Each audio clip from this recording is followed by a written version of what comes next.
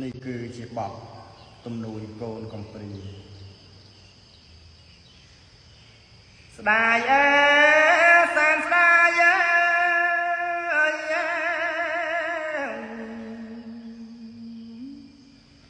កូនកំព្រា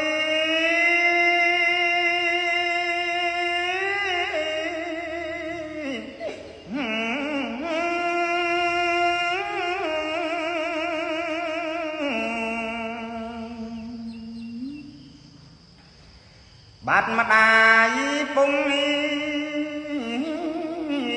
សែនចំបែង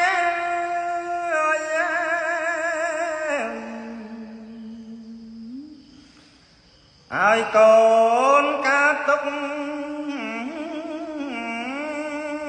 ម៉ែអើយនៅម្នាក់ឯងក្តីសោក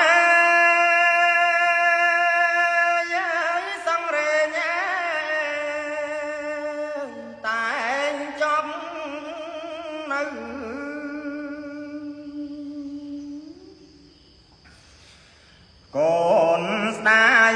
គុណម្ដាយ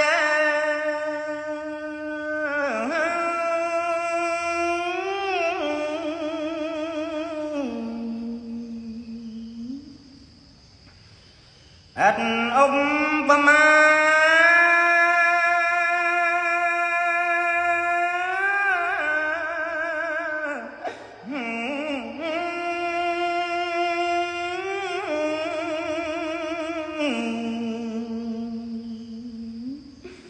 ទឹកដង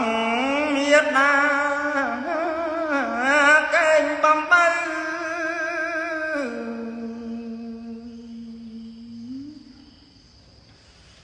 បីបាច់រៀងសាកូនអត់មងសៅ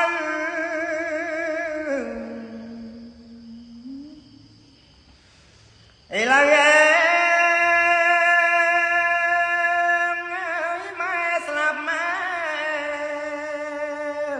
ចោលកូ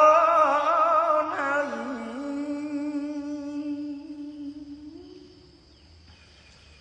ហេតុតែ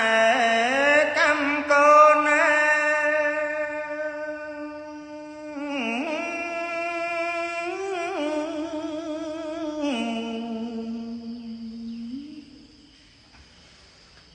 ពេលបំ